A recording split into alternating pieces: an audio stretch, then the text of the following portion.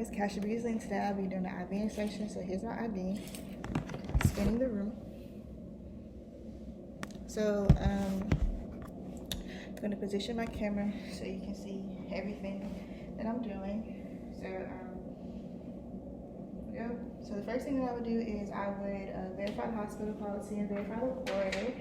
And then after I've verified the hospital policy, verify the order, I would perform hand hygiene. Then I would do 2 patient identifiers.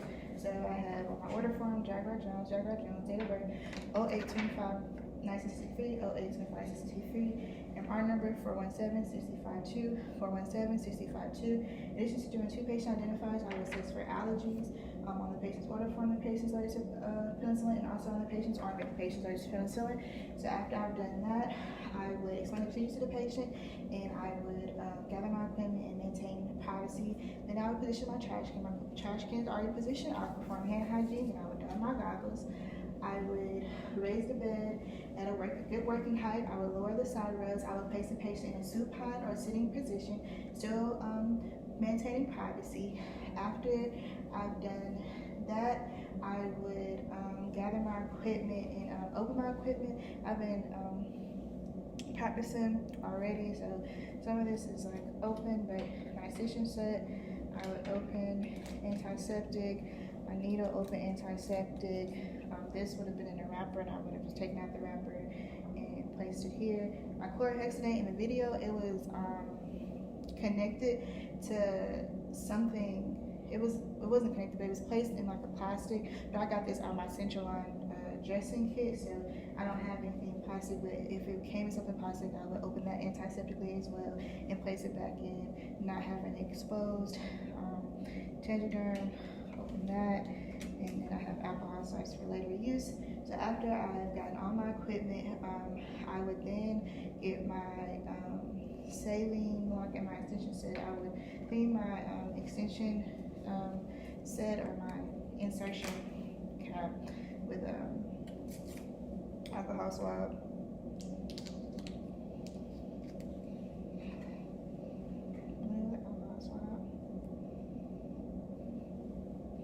Take my saline.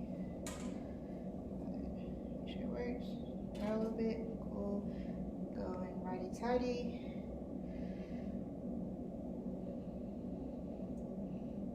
Go, then I would prime the tubing.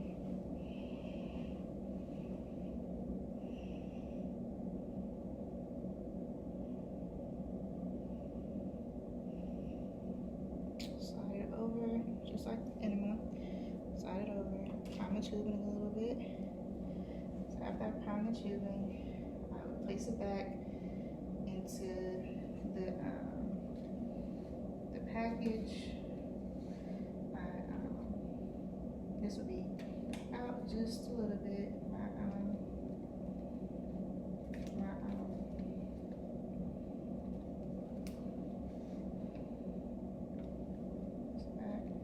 Just put it up like that.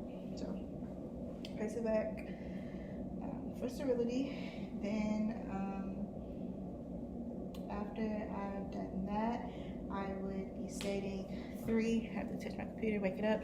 I would be stating 3 3 principles for selecting a vein, and that is use the most distal site, avoid using a site that is infected, has infiltration or a wound, and also use the most spongy and bouncy vein you can. And then 3 principles for fostering a venous distension is to apply warmth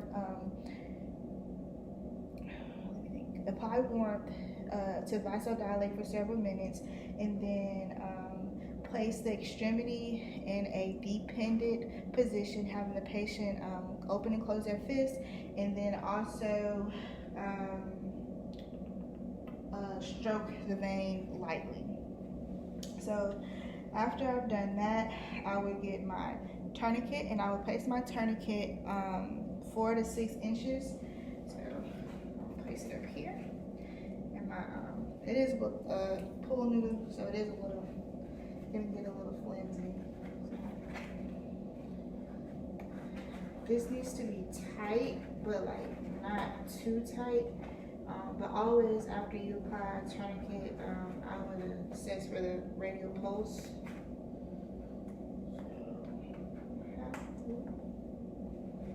Like so. So I apply my tourniquet 4 to 6 inches above where I want to do my insertion. So now I'm going to put on my clean gloves.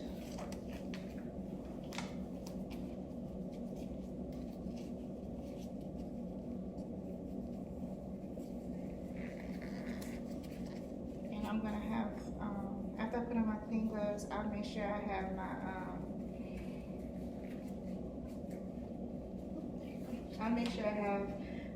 extension set nearby, which I do. But you know, working in a hospital setting, you know, I have a bedside table, and I make sure that it be close in reach. So now I'm going to take my chlorhexidine and I'm going to clean the site. I'm going to be cleaning for 30 seconds, going vertically, horizontally, in a circular motion. So I'm just going to, for stability, just to clean for 30 seconds.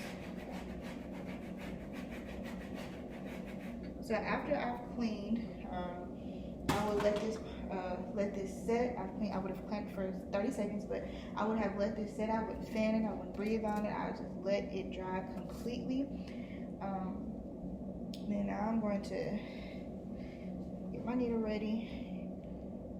Remove the cap. Remove the cap. Some trash. So now I will have the bevel up. I don't know if you can see, but you do a little circle and you go bevel up, and you go 10 to 30 degrees. In the video, she had her skin like this, making sure she doesn't she avoids touching the part where she cleaned. So now I'm just going to go in. One point, you anchor the vein and you stretch the skin 1.5 to 2 inches from below the site. So I'm going to go in 10 to 30 degrees. Once I've seen blood return, I would go in, I would drop my needle down 1/4 inch.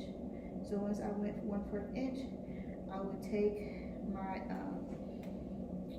catheter and I would slide my catheter down, only the catheter down, all the way. And then after that, I would push it down, and then pop my tourniquet off. And then I would be already applying pressure about 1 inch, 1 to 1/4 inch pressure. Remove my sillet, drop it in the container, and then I would take my extension set, and then I would remove the cap, and I would place it, twist it to the right, making sure it's on all the way. So push it to the right, so it's turned on the right. Then I would aspirate for blood return, and if I saw blood return, I would flush with the rest of the saline. So I need to prime I would flush with the rest of the saline, like so. Then I would remove, and I would drop this in the container as well. I would make my U.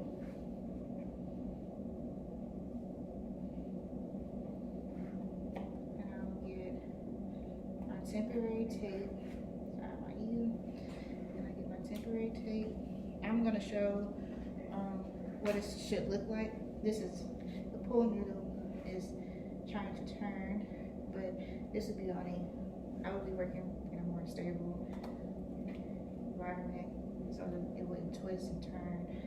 But I'm going to show later how was tape, like get a little close up, because when you tape, you don't want to tape the twisting part of the cap, because if something happens, you need to untwist it. You don't want it to already be taped. So then I would be here. I'll be, looking for my I would be pasting my tegaderm, and I'll be looking for any like redness or swelling, and then so take my tegaderm out.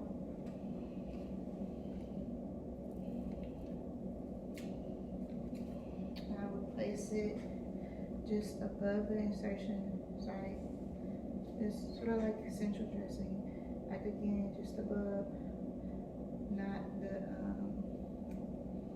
not the twisting. So make sure it's flat. Remove.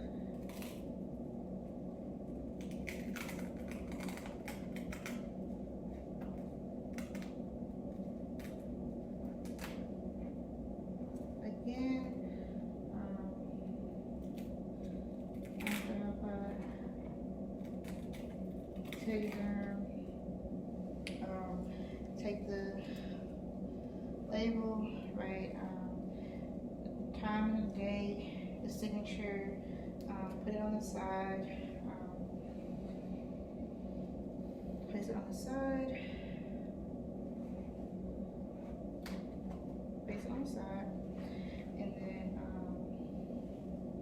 after I've applied my tegaderm, I would then document the gauge I used,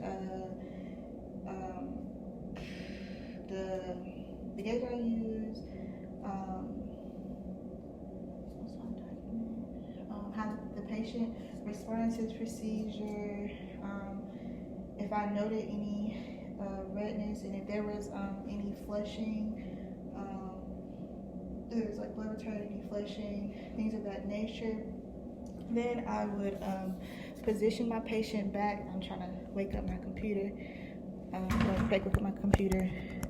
but I would position the patient back into a normal, lower the bed to lowest position, raise the side rails.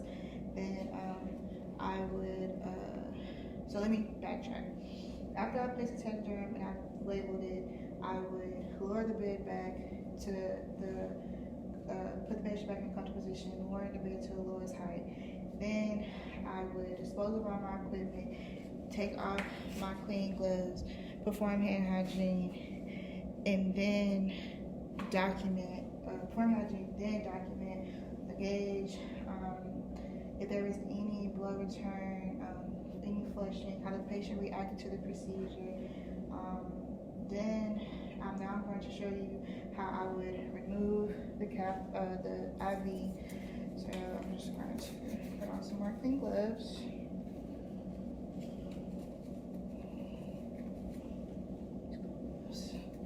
Put on some more clean gloves. And then first I'll start by just removing the tape, the temporary tape first. And again, you want to be delicate. I'm just going to place it here. Use it. Like again, this is someone's skin, so you want to be gentle. And then when you're removing the tegaderm, you want to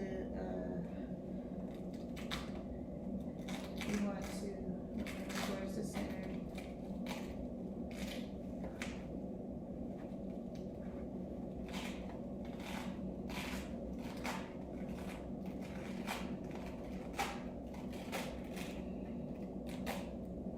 And you want to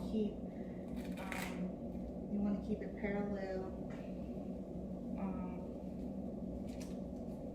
You want to keep it parallel with the vein, and then you want to have a 4x4 on standby. So I'm just gonna place it right here, and I'm gonna take my dominant hand, and I'm going to remove slowly, and I'm going to apply pressure. Put this instructions here.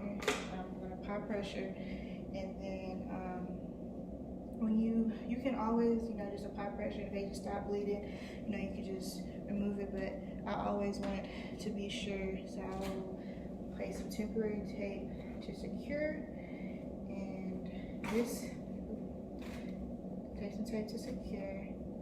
It's getting hard to kind of tape to the pool noodle, but you tape it to secure it, like so. But again, disclaimers, this is a pool noodle.